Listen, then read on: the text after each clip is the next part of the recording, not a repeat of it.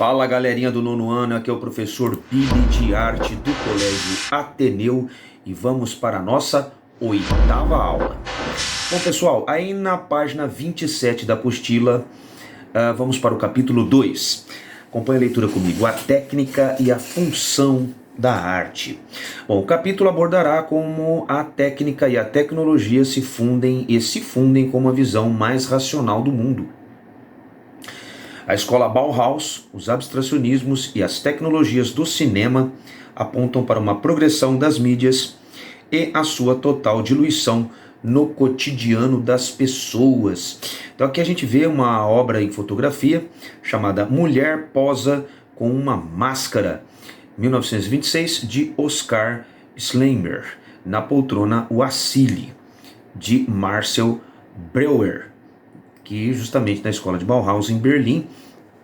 Bom, o Marcel Breuer, ele foi um arquiteto e designer norte-americano de origem húngara e ele fez parte da primeira geração dos alunos formados pela escola Bauhaus, que era uma escola de vanguardista de arquitetura e design que a gente vai estudar um pouquinho mais profundamente agora, tá? Escola Bauhaus. Bom, a escola Bauhaus era uma escola que unia design, tá? Modelos de objetos, né? Mas também belas artes. Bom, a diferença de artes e belas artes, belas artes, quando a gente fala em belas artes, é no sentido restrito. Belas artes se refere a artes plásticas, tá? Artes plásticas, que é na questão mais das formações mais expressivas realizadas aí, utilizando de técnicas de produção que manipulam materiais para construir formas e imagens, que revela aí uma concepção estética e poética em um dado momento histórico, né?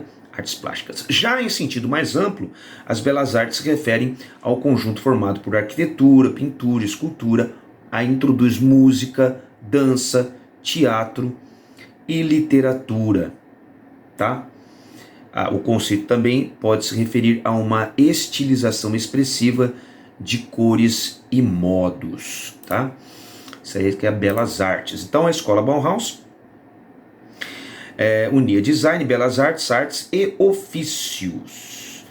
E se tornou uma grande influência no desenvolvimento do design gráfico e em movimentos da arte moderna do século XX. Século XX que vai de 1901 até o ano 2000. Então a escola privilegiava formas simplificadas, racionalidade, funcionalidade e a ideia de que a produção em massa poderia viver em harmonia com o espírito artístico da individualidade. Era uma escola bem voltada para o comércio mesmo, né? Então a escola de arte Bauhaus, olha só a escola e a imagem. Bom, ao lado do fundador, o alemão Walter Gropius, havia muitos outros artistas e professores, como o húngaro László Moholy Nagy, o russo Wassily Kandinsky, o suíço Paul Klee, o astro-americano Herbert Bayer, bom, entre outros. Entre suas muitas contribuições para o desenvolvimento do design, a Bauhaus ensinou tipografia como parte de seu currículo e foi fundamental para o desenvolvimento de uma tipografia favorecida por suas formas geométricas simplificadas e como uma alternativa ao padrão alemão altamente ornamentado.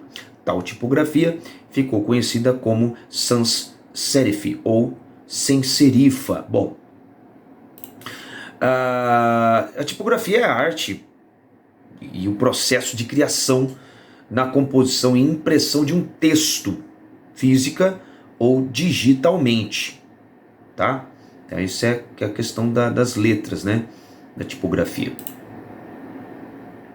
E no caso das letras com serifa, sem serifa, que está falando lá, as serifas são aqueles pequenos traços e prolongamentos que ocorrem no fim das letrinhas, no fim das hastes das letras, tá bom? Então, por isso que falava lá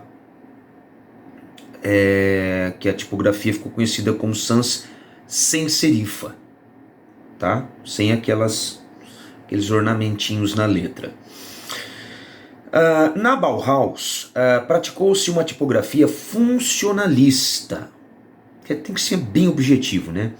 Orientada por uma estética conhecida como Die Neue Typography, ou a nova tipografia, em referência ao livro de mesmo título do designer alemão Jan Tschichold, publicado em 1928. Para ele era preciso combater os excessos decorativos da Arte Nouveau, que precedia esse movimento. Em 1925, publicou um manifesto com 10 regras para a comunicação tipográfica, que se tornou base para estudos e para experimentos com tipos de letra usados até hoje, né?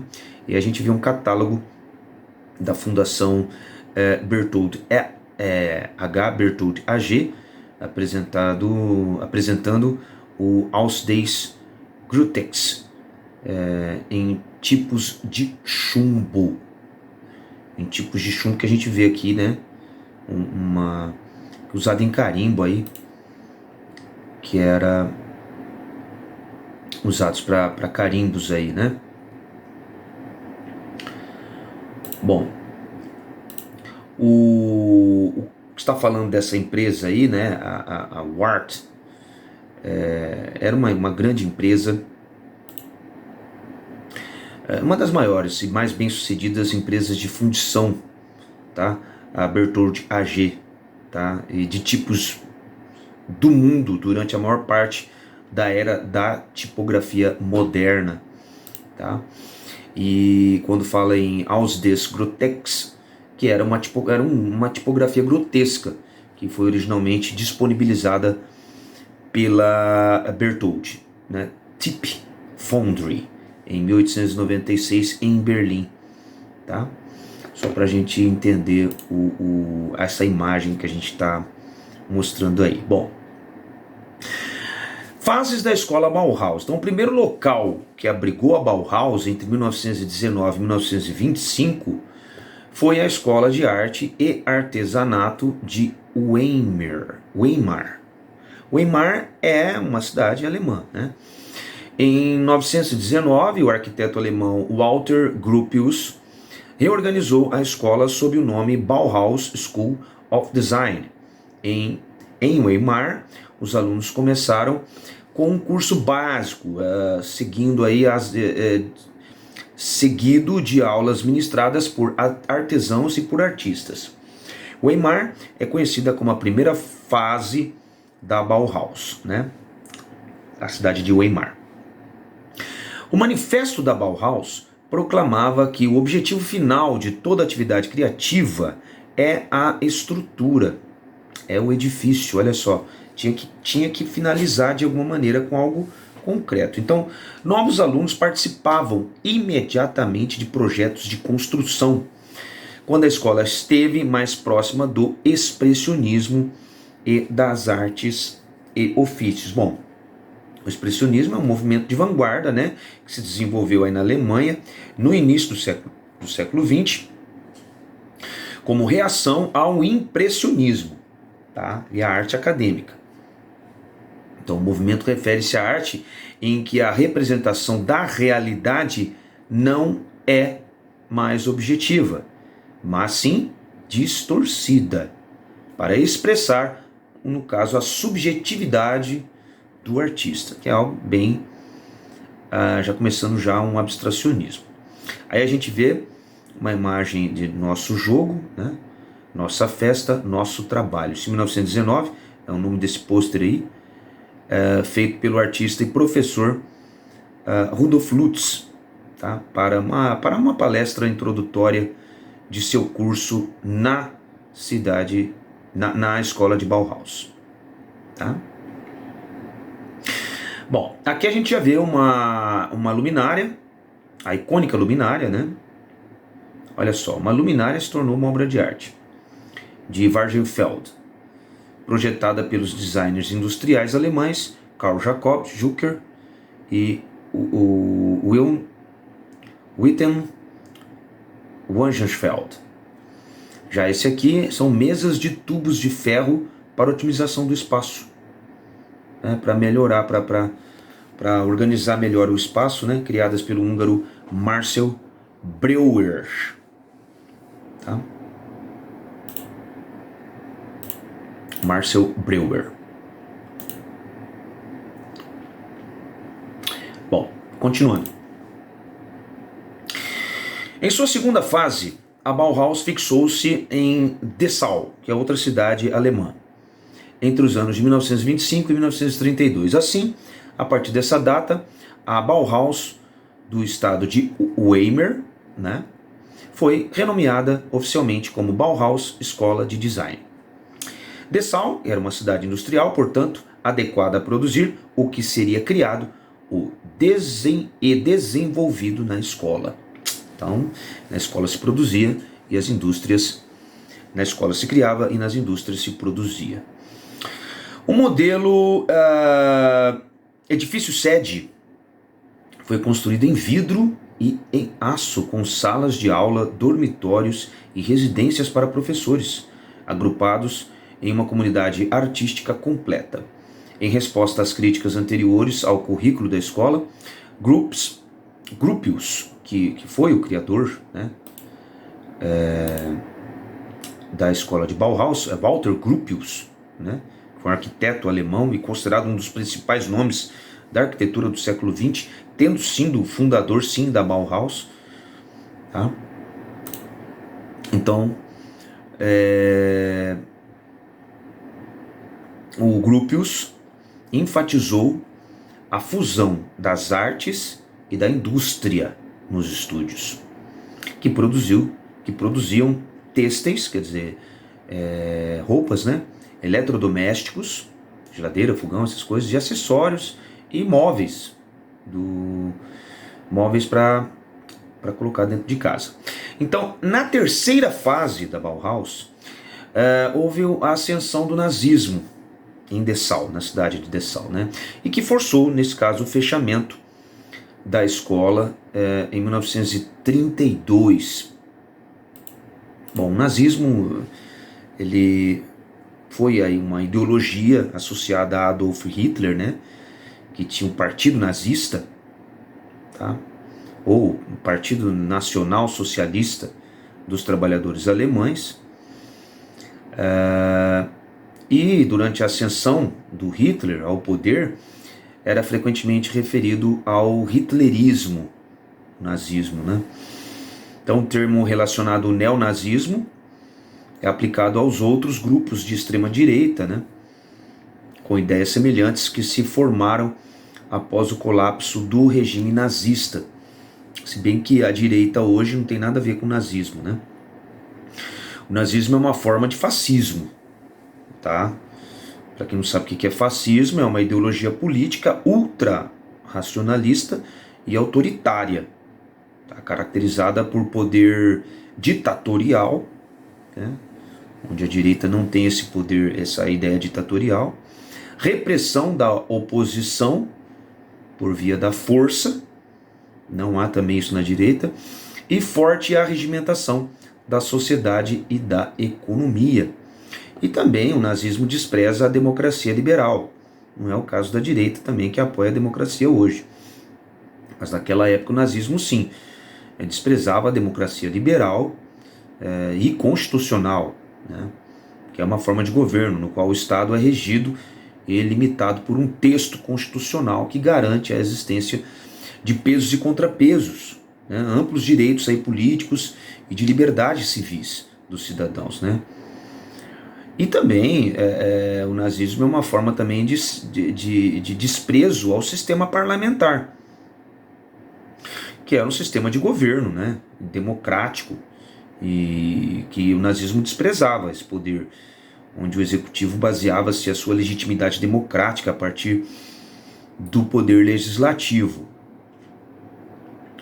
E incorpora, no caso, o nazismo incorpora o racismo científico, né, que era aquela crença pseudocientífica de que existem evidências empíricas, né, que apoiam ou justificam o racismo, ou a inferioridade ou superioridade de uma determinada raça sobre a outra, né? E também incorpora o antissemismo, né? Que é o preconceito, a hostilidade ou a discriminação contra judeus, isso é o antissemismo, e o anticomunismo, que era um movimento político, o anticomunismo é um movimento político e ideológico contrário ao comunismo. Hoje o comunismo está muito mais próximo do nazismo, né? E o uso de eugenia, né? O nazismo usava a eugenia também, que era o significado bem-nascido, né? Como um estudo dos agentes sob o controle social que podem melhorar ou empobrecer as qualidades raciais das futuras gerações, seja física ou mentalmente. Tá um negócio muito louco, inclusive introduzindo aí, incorporava até o credo nesse sentido aí. Bom, mas só para vocês verem que nessa fase do nazismo, a escola de Bauhaus ela foi fechada. Ela foi fechada e de lá para cá ela não teve chance de se restabelecer, e só em 1997 que o edifício foi colocado sob proteção histórica e completamente renovado sobre a Alemanha, já nesse caso unificada, né? Entre a Alemanha Oriental e Ocidental não existia mais, caiu o Muro de Berlim, a Alemanha se unificou e aí sim o edifício foi tendo uma proteção histórica. Aí a gente vê o edifício de Bauhaus em Berlim, né? Fotografia do norte-americano Howard Stein, que também estudou na escola de Bauhaus, tá? Bom, pessoal, o abstracionismos agora. Vamos para o abstracionismo. A gente vê aí um mosaico no chão da antiga cidade de Pompeia, na Itália. A gente percebe que eram mosaicos abstratos, né? Geométricos e abstratos. Então, a abstração na imagem está presente na história humana há muitos anos. É possível verificar esses padrões em diversas coleções etnográficas ao redor do mundo. Por exemplo, esses mosaicos no chão da antiga cidade de Pompeia foi no ano de 79 depois de Cristo, que essa cidade foi totalmente devastada pelo vulcão Vesúvio e ficou encoberta por muitos milhares de anos aí, né? E depois que tiraram as cinzas dela, que descobriram a sua beleza. Mas então é possível verificar esses padrões aí por todo o mundo. Contudo, na primeira metade do século XX, as abstrações estarão não apenas em elementos decorativos, mas como o tema central de determinadas vertentes da produção artística. Então não era mais como simples decoração, e sim como obra-prima. Então a influência das vanguardas, a escola Bauhaus, o concretismo e o suprematismo russo construíram um lastro para o minimalismo nos Estados Unidos, o abstracionismo geométrico e o concretismo brasileiro. Bom, lembrando que o abstracionismo ele refere-se às formas de arte não administradas pela figuração e pela imitação do mundo, ou seja, não representam objetos próprios da realidade concreta. Tá? Ao contrário, se utiliza das relações formais entre cores, linhas e superfícies para produzir a realidade da obra. Já no caso do suprematismo, foi um movimento artístico russo, centrado em formas geométricas básicas, particularmente o quadrado e o círculo, tá? Mas tinham outras formas também. E tido como a primeira escola sistemática de pintura abstrata do movimento moderno. Bom, nessa parte aqui no Brasil, o abstracionismo geométrico se evidencia por meio do movimento concreto de São Paulo, no grupo Ruptura, criado em 1952 por Valdemar Cordeiro, Lothar Charoux, Geraldo de Barros, entre outros. E do Rio de Janeiro, que é o grupo Frente, formado em 1954 por alunos de Ivan Serpa e do qual participaram artistas como Lygia Clark, Lígia Pape, Hélio Oiticica, Franz Weismann.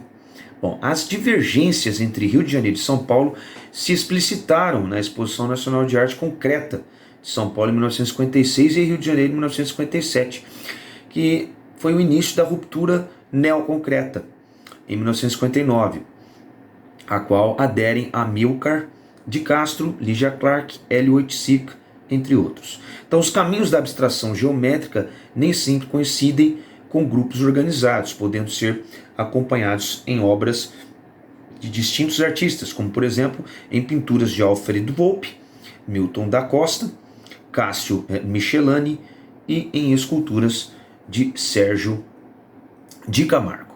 Aí a gente vê uma obra aí de Valdemar Cordeiro, né, chamada Movimento, feita em 1951, com tinta têmpera sobre tela. Bom, no caso suprematismo, ele foi fundado em 1915 por Kazimir Malevich, rompe com a ideia da imitação da natureza, as formas ilusionistas, a luz e a cor naturalista, e as referências ao mundo objetivo. Trata-se de investigar, no caso, a estrutura da imagem com o auxílio de formas geométricas básicas. No caso, como eu disse, o quadrado, o círculo, mas também o retângulo, a cruz e o triângulo, e de pequenas gamas de cores. No caso, aí a gente vê o Círculo Negro, de Kazimir Malevich, que é um óleo sobre tela, né? E hoje está no Museu Estatal Russo de São Petersburgo.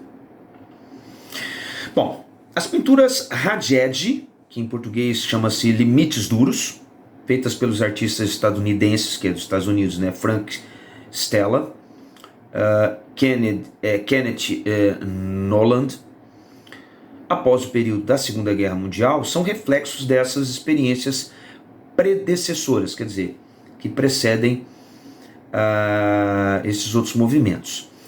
Há também traços comuns de abstração, com as pinturas de Mark Rothko e de Barnett Newman, com suas Colors Field Painting, que é pintura de campo de cor em português, né? Então esses artistas se incluíram no denominado expressionismo abstrato norte-americano, tá? Em que o principal expoente era o artista Jackson Pollock, e cuja pintura permitia a interferência do acaso. Por exemplo, nessa imagem aí a gente vê esse quadro chama Iena Stomp, de Frank Stella, que é um resíduo alquídico sobre tela, né? Hoje está no Tate Modern de Liverpool, né? Então, quer dizer, em grande parcela das pinturas abstratas do período entre guerras, do período pós Segunda Guerra Mundial, observa-se aí a exigência de um rigor técnico, em que desaparece o gesto do artista, né? Há uma uniformidade nas pinceladas, uma precisão na execução das formas e das linhas retas, similar ao trabalho de uma máquina, parecendo ser xerocado mesmo, né?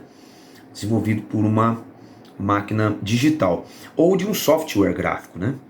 Mas são feitas à mão. São adotadas pelos artistas, à exceção de alguns expoentes do expressionismo abstrato estadunidense. No caso, a gente vê essa outra obra aí, que é um Alpha P, de Morris Louis, que é uma tinta acrílica sobre tela também, e também está no Tate Modern, em Londres. Tá bom? Bem, pessoal, por hoje é só. Obrigado pela atenção e até a nossa próxima aula. Valeu!